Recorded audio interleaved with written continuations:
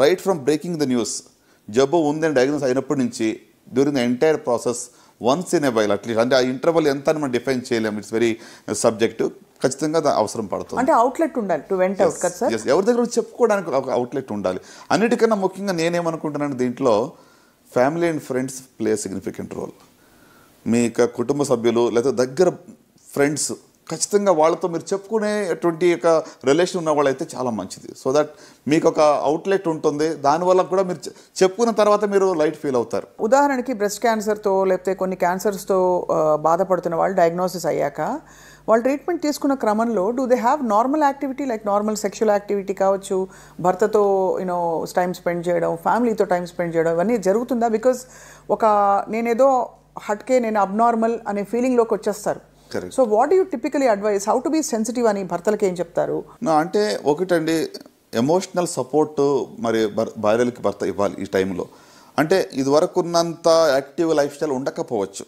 For example ఇప్పుడు వాళ్ళ యొక్క సెక్షువల్ లైఫ్ కానివ్వండి, లేకుంటే వాళ్ళ యొక్క సోషలైజింగ్ కానివ్వండి, ఇదివరకు ఉన్నంత ఉండకపోవచ్చు. కొంచెం డిస్టెన్సింగ్ అవుతుంది, కొంచెం వాళ్ళు మూడు లోగా ఉంటుంది. ఎస్పెషలీ కీమోథెరపీలో ఉన్నప్పుడు హార్మోనల్ ఇంబ్యాలెన్స్ జరుగుతూ ఉంటుంది. ఇప్పుడు బ్రెస్ట్ క్యాన్సర్ కీమో ఇస్తున్నప్పుడు చాలా వరకు ఓవరియన్ సప్రెషన్ జరుగుతుంది. సో కాబట్టి ఈస్ట్రోజన్ పొజిషన్ యొక్క లెవెల్స్ తక్కువ ఉంటాయి. సో అలాంటి అప్పుడు మరి స్పౌస్ అర్థం చేసుకోవాలి. సో వాళ్ళకి సపోర్ట్ చేస్తూ, వాళ్ళు ఎంకరేజ్ చేస్తూ, అంటే ఒకటండి ఇందులో బయటపడాలంటే వన్ వే ఈజ్ స్పౌస్ కానీ ఫ్యామిలీ ఫ్రెండ్స్, అంత మాత్రం కాదు, సోషలైజింగ్ కూడా ఇంపార్టెంట్. మనం ఐసోలేట్ చేసుకుని లోపలని ఎవరికి కనబడకుండా మనం ఐసోలేట్గా ఉండాలంటే యూ కెనాట్ బీట్ ఇట్. ఏదో రకంగా సమ్ యాక్టివిటీస్లో బయటకు రావడం చాలా ఇంపార్టెంట్. ఇక్కడ సార్ ఈ కాంటెక్స్లో again extension of this very sensitive question, చాలామంది బ్రెస్ట్ క్యాన్సర్తో బాధపడి బ్రెస్ట్ రిమూవల్ తప్పనిసరి పరిస్థితుల్లో మీరు సర్జరీ చేసేయాల్సి వస్తుంది sir. How do people deal with that? విమెన్కి అది ఒక చాలా పెద్ద ఒక స్టిగ్మా లాగా ఉండిపోతుంది. నేను 100% చాలా, అంటే దిస్ ఈజ్ వెరీ రెలవెంట్ అండి. మీరు ఈ ప్రశ్న ఎంత ప్రాముఖ్యం అంటే, ఒక ఆడవాళ్ళకి మరి బ్రెస్ట్ అనేటువంటిది it's a symbol of their womanhood. ఒక రకంగా చెప్పాలంటే ఒక ఆర్గన్ మనం తీసేస్తున్నామంటే మరి ఒక సైకలాజికల్గా చాలా ఇంపాక్ట్ ఉంటుంది. అంటే అందుకే నేను చెప్తున్నాను కదా, ఈ ఇటీవల ట్రీట్మెంట్స్లో ఎట్లా ఉందంటే టోటల్ ఆర్గన్ రిమూవల్ లేదు. ఇప్పుడు అర్లీ డయాగ్నోస్ అయితే ఓన్లీ బ్రెస్ట్ కన్జర్వింగ్ సర్జరీ చేస్తున్నాం. సో ఇదివరకు రాడికల్ మాస్టెక్టమీస్ అని చేసేవాళ్ళం, తర్వాత మోడిఫైడ్ రాడికల్ మాస్టెక్టమీస్, ఇప్పుడు బ్రెస్ట్ కన్జర్వింగ్ సర్జరీస్ అని చేస్తున్నాం. ఈక్వల్ అవుట్కమ్స్తో. అంటే ఏంటి, అర్లీ స్టేజ్లో డయాగ్నోస్ అయితేనే బ్రెస్ట్ కన్జర్వింగ్ సర్జరీ పాసిబుల్ ఉంటుంది. పెద్ద గడ్డ వచ్చినప్పుడు చేయలేకపోవచ్చు, రొమ్ము పూర్తిగా తీసే అవకాశం ఎక్కువగా ఉంటుంది. సో కనుక ఒకవేళ రొమ్ము పూర్తిగా తీయవలసి వచ్చినా కూడా పానిక్ అవ్వాల్సిన అవసరం లేదు. ఎందుకంటే there are lot of reconstruction options today. అవును, సేమ్ సిట్టింగ్లో రీకన్స్ట్రక్షన్ చేయొచ్చు, లేకపోతే ట్రీట్మెంట్ అయిన తర్వాత కూడా బ్రెస్ట్ రీకన్స్ట్రక్షన్ చేయవచ్చు. తమ ఓన్ టిష్యూస్తోనే చేయొచ్చు, లేకుంటే బయట నుంచి ఒక ప్రాసెస్ పెట్టానా కూడా రీకన్స్ట్రక్షన్ చేయవచ్చు. రైట్. సో అంటే you can get back your confidence. మీరు ధైర్యంగా సమాజంలో ఎలాంటి సిగ్గు పడకుండా ఉండటానికి అన్ని రకాల ఆప్షన్స్ ఉన్నాయి. ఏమీ లేదనుకోండి ప్రస్తుతానికి రీకన్స్ట్రక్షన్ ఇప్పుడు వద్దు, టోటల్ బ్రెస్ట్ తీసేసారు అనుకున్నా కూడా ఆర్టిఫిషియల్ ప్రాసెస్ అందుబాటులో ఉన్నాయి. సో అట్లీస్ట్ అంటే అవి మనం వాడుకొని కూడా you can easily move around. అంటే నలుగురు మధ్యలో వెళ్ళాలి, నాకు ఎంతో సిగ్గుగా ఉంటుందని భయపడే అవసరం లేదు.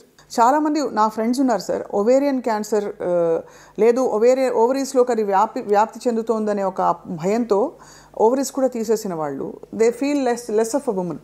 కరెక్ట్ డెఫినెట్గా అండి. అంటే ఎస్పెషల్లీ బ్రెస్ట్ క్యాన్సర్లో యంగర్ ఉమెన్లో ప్రీమెనోపాజల్లో ఓవరియన్ సప్రెషన్ అనేది ఒక ట్రీట్మెంటే. ఇక హార్మోన్ థెరపీలో కూడా ఓవరీ సప్రెస్ అవుతుంది, కీమోతో కూడా సప్రెస్ అవుతుంది. అలాగే కొంతమందికి ట్రీట్మెంట్ కానీ ఓవరీస్ తీసేస్తాం. అవును. సో కాబట్టి definitely they will go through this. అంటే ఈ యొక్క హార్మోనల్ ఇంబ్యాలెన్స్ వల్ల విమెన్హుడ్ అనేటువంటిది తగ్గింది అనేటువంటిది వాళ్ళకి ఫీలింగ్ ఉంటుంది.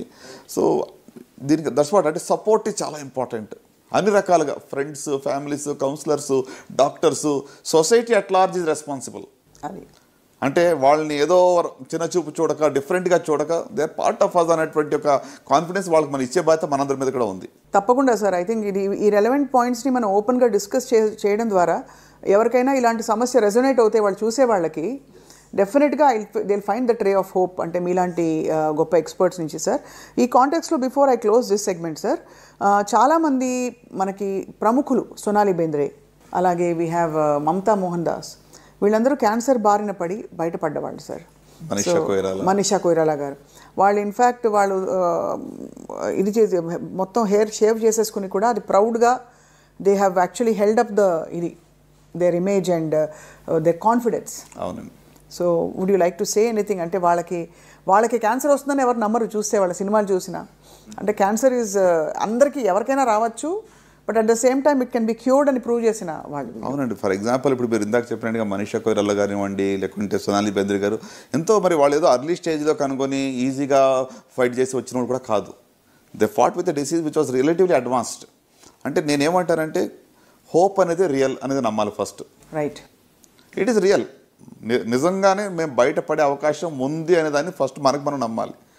మనకే హోప్ లేనప్పుడు ఎవరు ఎన్ని చెప్పినా ఒక నెగిటివ్ మైండ్ సెట్తో ఉంటే యూ కెనాట్ ఓవర్కమ్. సో వీళ్ళు బయటకు పడ్డారంటే ధైర్యంతో పోరాడారు. ఒక హోప్ అనేది నిజంగానే వాళ్ళు పెట్టుకుని పాజిటివ్ ఎమోషన్స్తో ముందుకు వెళ్ళి దే హ్యావ్ ఎండ్యూర్డ్. ఈ పెయిన్ని వాళ్ళు సహించుకుంటూ ముందుకు వెళ్ళారు, బయటపడ్డారు. సో నా మెసేజ్ ఈస్, అంటే నయం అవుతుందా లేదా అన్న దానికి వస్తే 100% నేను చెప్పలేనేమో, కానీ హోప్ ఉందా లేదని అడుగుతారు. హోప్ నిజంగానే ఉంది. Even in relatively advanced disease also hope. నేను ఎంతోమంది పేషెంట్స్ స్టేజ్ 4 మేము గివప్ అయిన వాళ్ళు కూడా వాళ్ళు పోరాడి బయటపడ్డారు. Right. So given that it is real. అంటే ఏదో ఊరికనే ఒక హాస్పిటల్ వాళ్ళు డాక్టర్స్ వ్యాపార రీతిగా ఏదో వీళ్ళు బాగుంటుంది బాగు చేస్తామని చెప్పి వాళ్ళని బండి గెనటానికి, లేకపోతే ఒక కమర్షియల్ ఇంట్రెస్ట్తో ట్రీట్మెంట్ ఇస్తారని కూడా చాలాసార్లు ఇప్పుడు నమ్మకం తగ్గిపోయిందండి హాస్పిటల్స్ డాక్టర్స్ మీద. సొసైటీలో నిజంగా చెప్పాలంటే చాలా వరకు ఆ ట్రస్ట్ తగ్గింది. సో గివెన్ దట్ నా మెసేజ్ ఏంటంటే ఎస్పెషల్లీ సాక్షి ప్రేక్షకులకి, హోప్ ఈజ్ రియల్. మీరు ఏ స్టేజ్లో ఉన్నా కూడా నిజంగానే హోప్ ఉంది. రైట్. డోంట్ గివ్ అప్, విడిచిపెట్టద్దు. పాజిటివ్గా ఫైట్ చేస్తే ఈ జబ్బు నుంచి బయటపడవచ్చు. చాలా గోల్డెన్ వర్డ్స్తో ఇవాల్టి సెగ్మెంట్ని ముగిద్దాము. Thank you so much doctor Chinnababu garu for your wonderful guidance today.